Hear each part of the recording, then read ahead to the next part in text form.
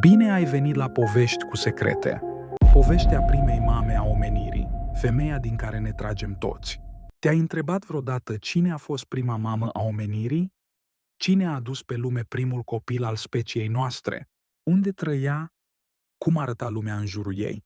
A fost cu mult înainte de Hristos. O vreme fără orașe, fără legi, fără nume, doar oameni care învățau să supraviețuiască. Știința o numește Eva mitocondrială, dar pentru noi e mai simplu. A fost prima femeie care a dat viață unui om ca noi. Hai să descoperim împreună povestea ei. Capitolul 1. Cum a început totul? Totul a început în Africa, locul unde s-a născut omenirea. Acolo, acum milioane de ani, trăiau creaturi care semănau doar parțial cu oamenii. Mergeau în două picioare, dar încă aveau chipuri asemănătoare maimuțelor. Primele fosile poartă numele Australopithecus. Apoi, după multe generații, a apărut Homo habilis. El a fost primul care a folosit unelte. A tăiat pietre, a rupt oase și a început să folosească focul. A învățat să vâneze și să-și apere familia. Din el s-a născut Homo erectus. Acesta a fost mai înalt, mai puternic și a părăsit Africa. A ajuns în Asia și Europa, dar cu timpul a dispărut. Apoi, dintr-o nouă ramură, a apărut Homo sapiens, omul modern. Creierul lui era mai mare, își făcea unelte mai fine, haine din piele, arme din piatră și os. Așa s-a născut specia care avea să cucerească lumea. Iar în inima Africii, printre primele triburi, s-a născut și prima mamă a omenirii. Capitolul 2. Nașterea în lumea primitivă. Viața era grea. Fiecare zi era o luptă pentru hrană și adăpost. Femeile adunau fructe și rădăcini. Bărbații vânau animale. Copiii creșteau în mijlocul naturii, învățând să supraviețuiască. În această lume plină de pericole, maternitatea era un act de curaj.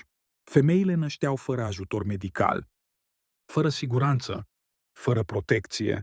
Durerea era mare, dar instinctul era mai puternic. O femeie dintr-un trib a născut un copil sănătos. Un copil cu trăsături complet umane. Un copil ca noi. Celelalte femei din trib au ajutat-o. Au adus apă, foc și hrană. Au protejat mama și copilul. Așa s-a născut prima formă de solidaritate umană. Nașterea a devenit centrul vieții. Oamenii au înțeles că supraviețuirea depinde de grijă și pentru prima dată viața a început să fie respectată. Capitolul 3. Femeia din care ne tragem toți. Timpul a trecut. Triburile s-au schimbat, oamenii s-au răspândit peste tot, dar legătura maternă a rămas aceeași. Mii de ani mai târziu, știința a descoperit urmele primei mame. Cercetătorii au analizat ADN-ul oamenilor din toată lumea. Au găsit o amintire comună, un fir care unește toate mamele.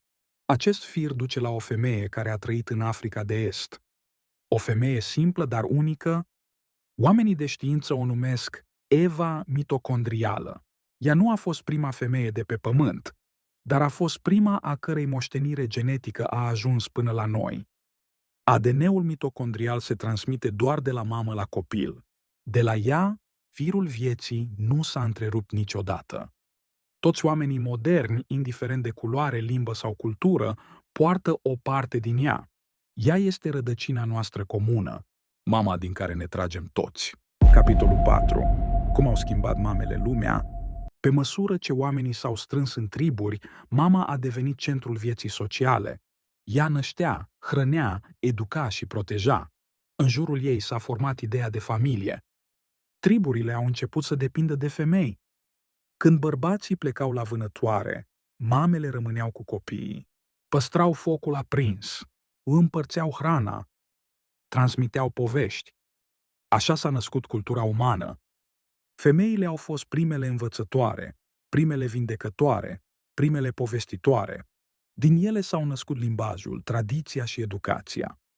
Arheologii au descoperit morminte vechi în care femeile erau îngropate alături de copii și bijuterii. Semn de respect, semn de iubire. Pentru trib, mama era mai mult decât viață. Era continuitate. Capitolul 5. de la mit la știință. Odată cu timpul, oamenii au început să explice începutul lumii prin povești. Au apărut mituri și religii. Fiecare cultură a vorbit despre o primă femeie. În Egipt era Isis, mama vieții și a copiilor. În Grecia, Gaia, zeița pământului. În India, Shakti, forța creației. În Biblie, Eva, prima femeie. Toate aceste povești vorbesc despre același adevăr, că la început a fost o mamă, că omenirea s-a născut din curajul și iubirea ei. Știința a confirmat ceea ce miturile au spus în felul lor, că există o femeie reală care ne leagă pe toți, că a trăit cu mult înainte de Hristos, în Africa, că urma ei este în fiecare dintre noi.